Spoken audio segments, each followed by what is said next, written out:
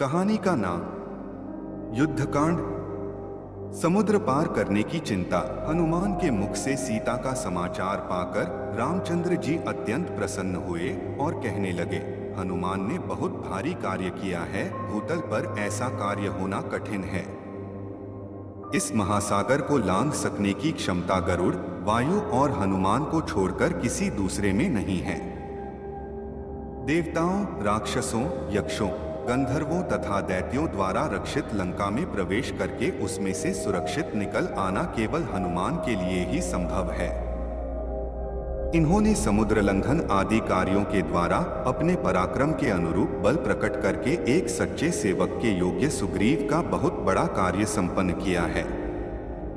स्वामी द्वारा दिए गए कार्य को सेवक उत्साह तथा लगन से पूरा करे तो वह श्रेष्ठ होता है।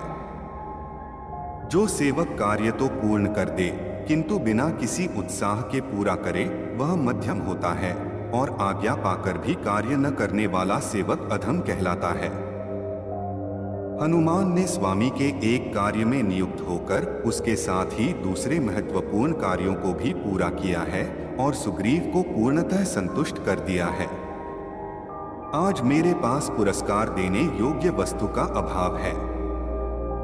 यह बात मेरे मन कसक उत्पन्न कर रही है कि यहाँ जिसने मुझे ऐसा प्रिय संवाद सुनाया उसका मैं कोई वैसा ही प्रिय कार्य नहीं कर पा रहा हूँ। अतः इस समय मैं इन महात्मा हनुमान को केवल अपना प्रगाढ़ आलिंगन प्रदान, अपना सर्वस्व इसे समर्पित करता हूँ। ऐसा कहते कहते श्री रामचंद्र जी के अंग प्रत्यंग प्रेम से पुलकित हो गए और उन्होंने अपनी आज्ञा के पालन में सफलता पाकर लौटे हुए पवित्रात्मा हनुमान जी को हृदय से लगा लिया। फिर थोड़ी देर तक विचार करके रामचंद्र जी ने सुग्रीव से कहा, हे वानरराज, जानकी की खोज का कार्य तो सुचारू रूप से संपन्न हो गया, किंतु समुद्र की दुस्तरता का विचार करके मेरे मन का उत्साह पुनः नष्ट हो रहा है। महान जलराधि से परिपूर्ण समुद्र को पार करना अत्यंत कठिन है। यह कार्य कैसे हो पाएगा? राम को इस प्रकार चिंतित देख सुग्रीव ने कहा, वीरवर, आप दूसरे साधारण मनुष्यों की भांति क्यों संताप कर रहे हैं? जैसे कृतघ्न पुरुष सौहार्द को त्याग देता है, उसी प्रकार से आप भी इस संताप को त्याग दें।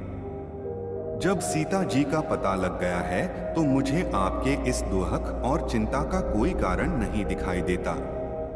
मेरी वानर सेना की वीरता और पराक्रम के सामने यह समुद्र बाधा बनकर खड़ा नहीं हो सकता। हम समुद्र पर पुल बनाकर उसे पार करेंगे।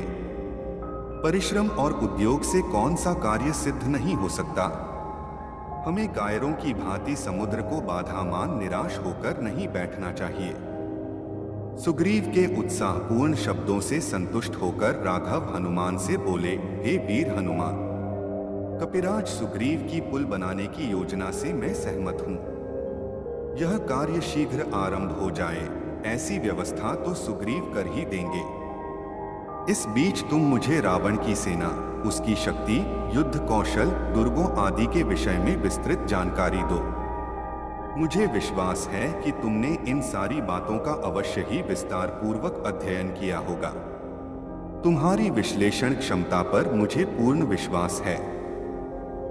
रघुनाथ जी का आदेश पाकर पवनपुत्र हनुमान ने कहा, हे सीतापते, लंका जितनी ऐश्वर्य तथा समृद्धि से युक्त है उतनी ही वह विलासिता में डूबी हुई भी है।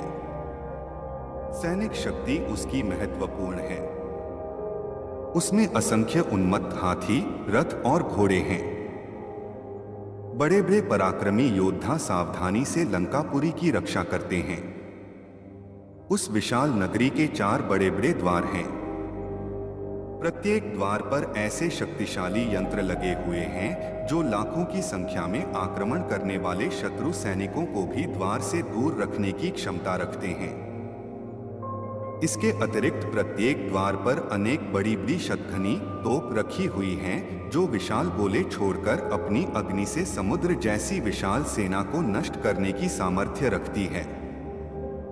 लंका को और भी अधिक सुरक्षित रखने के लिए उसके चारों ओर अभेद्य स्वर्ण का परकोटा खींचा गया है। परकोटे के साथ साथ गहरी खाइयां खुदी हुई हैं जो अगाध जल से भरी हुई हैं।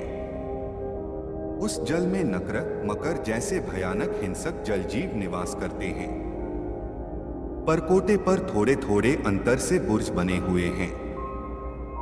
उन पर विभिन्न प्रकार के विचित्र किंतु शक्तिशाली यंत्र रखे हुए हैं। यदि किसी प्रकार से शत्रु के सैनिक परकोटे पर चढ़ने में सफल हो भी जाएं, तो ये यंत्र अपनी चमत्कारिक शक्ति से उन्हें खाई में धकेल देते हैं। लंका के पूर्वी द्वार पर 10 सहस्त्र पराक्रमी योद्धा शूल तथा खड्ग लिए सतर्कतापूर्वक पहरा देते हैं। दक्षिण द्वार पर 1 लाख योद्धा अस्त्र शस्त्रों से सुसज्जित होकर सदैव सावधानी की मुद्रा में खड़े रहते हैं। उत्तर और पश्चिम के द्वारों पर भी सुरक्षा की ऐसी ही व्यवस्था है। इतना सब कुछ होते हुए भी आपकी कृपा से मैंने उनकी शक्ति काफी क्षीण कर दी है, क्योंकि जब रावण ने मेरी पूंछ में कपड़ा लपेटकर आग लगवा दी थी, तो मैंने उसी जलती हुई पूंछ से लंका के दुर्गों को या तो समूल नष्ट कर दिया या उन्हें अपार क्षति पहुंचाई है।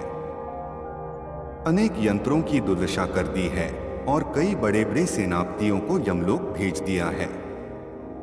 अब तो केवल सागर पर सेतु बांधने की देर है, फिर तो राक्षसों का विनाश होते अधिक देर नहीं लगेगी। अगला भाग दूसरी वीडियो में वीडियो लिंक डिस्क्रिप्शन में डाल दूंगा। यह कहानी आपको पसंद आई हो तो वीडियो को लाइक और चैनल को सब्सक्राइब